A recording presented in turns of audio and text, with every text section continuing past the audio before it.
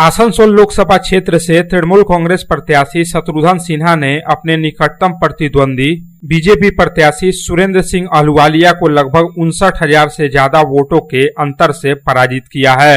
वर्ष 2014 और 2019 में लगातार 2 बार बीजेपी ने आसनसोल लोकसभा सीट से जीत दर्ज की थी, लेकिन वर्ष 2022 के उपचुनाव में मिली हार से 2024 के लोकसभा चुनाव में भी बीजेपी उबर नहीं पाई।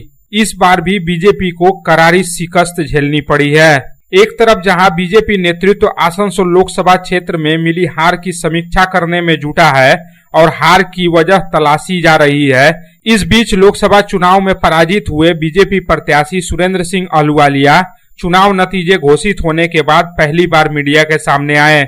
शनिवार को उन्होंने आसनसोल के कोर्ट मोड़ इलाके में स्थित बीजेपी के पार्टी ऑफिस में प्रेस कॉन्फ्रेंस किया। प्रेस कॉन्फ्रेंस के दौरान बीजेपी के जिला अध्यक्ष बप्पा चटर्जी, कुल्टी के विधायक डॉक्टर अजय कुमार पोद्दार, प्रशांत चक्रवर्ती और कृष्णेंदु मुखर्जी भी उपस्थित थे। प्रेस कॉन्फ्रेंस के दौरान बीजेपी नेता सुरेंद्र सिंह अहलुवालिया ने कई गंभीर सवाल उठाए। उन्होंने कहा कि लोकसभा चुनाव की घोषणा से पहले ही उन्होंने चुनाव आयोग को पत्र लिखा था, जिसमें उन्होंने बर्दवान, दुर्गापुर और आसनसोल लोकसभा क्षेत्र में लगभग 1 लाख फर्जी मतदाता होने के सबूत दिए थे। ऐसे कई लोग थे जिनका 1 से ज्यादा जगह मतदाता सूची में नाम था। उन्होंने चुनाव आयोग से ऐसे फर्जी मतदाताओं के नाम मतदाता सूची से हटाने की अपील की थी, लेकिन जो भी कारण हो ऐसा नहीं हो सका। ওরা একে পাঠিয়ে দিল সিও ওয়েস্ট বেঙ্গল কে।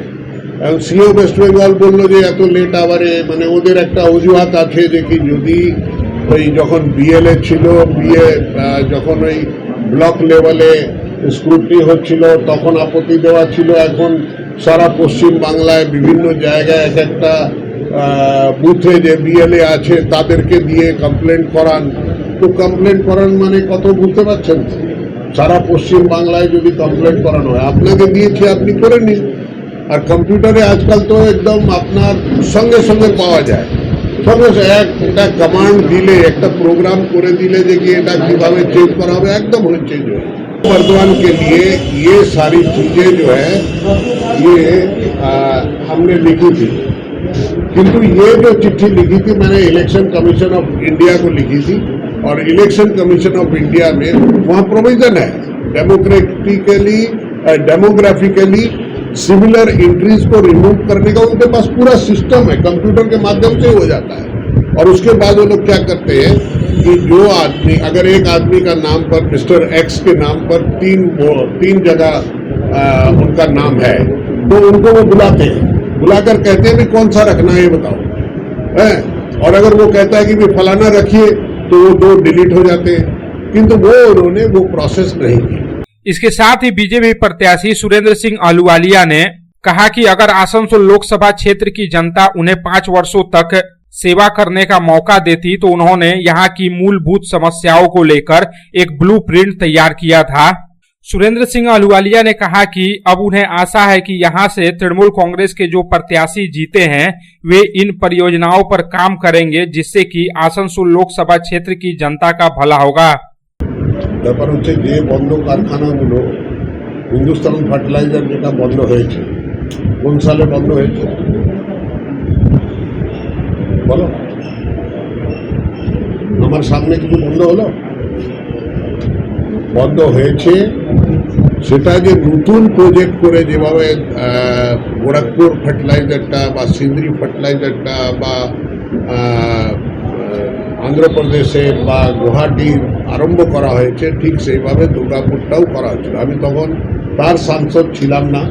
আমি যখন বিহারের সাংসদ ছিলাম বা ঝাড়খণ্ডের সাংসদ ছিলাম, তখনও আমার কাছে ওখানকার যে শ্রমিক নেতা ছিল বাউরি, ও এসে আমার কাছ থেকে চিঠি লিখে নিয়ে যেত, আমি তাদের মিটিং করাতাম। বন্ধ হয়ে যাওয়ার পর যে এক্সপ্যানশনের জন্য জমি দরকার ছিল, পশ্চিমবঙ্গ সরকার সেই জমিটা দেয়নি।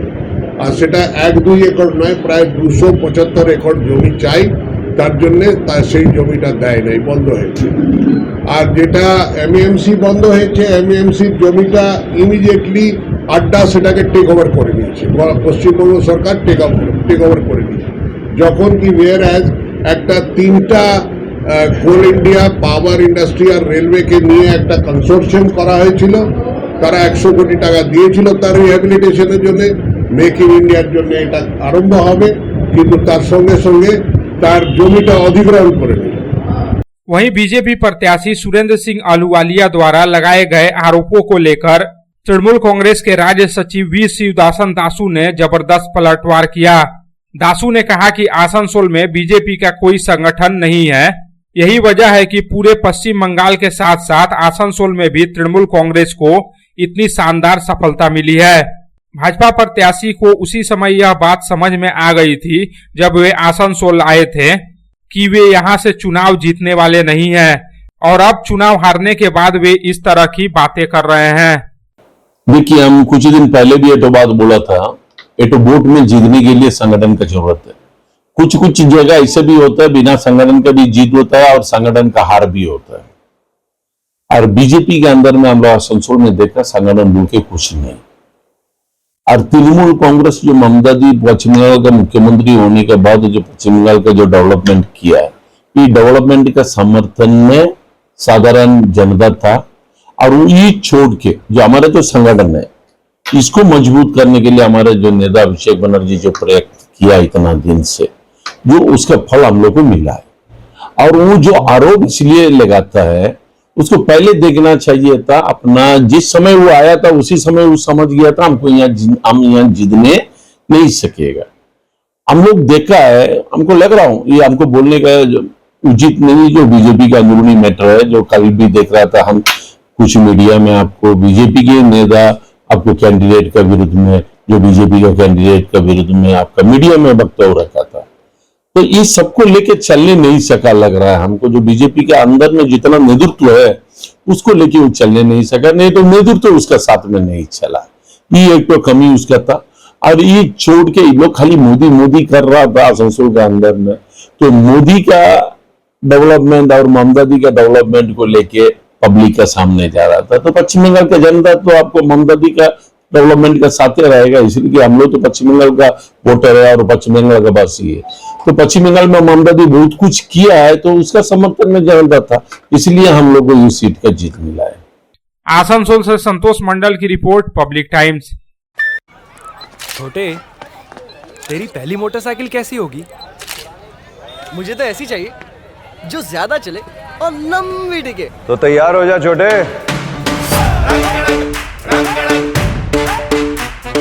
अरे मोटरसाइकिल लेने के लिए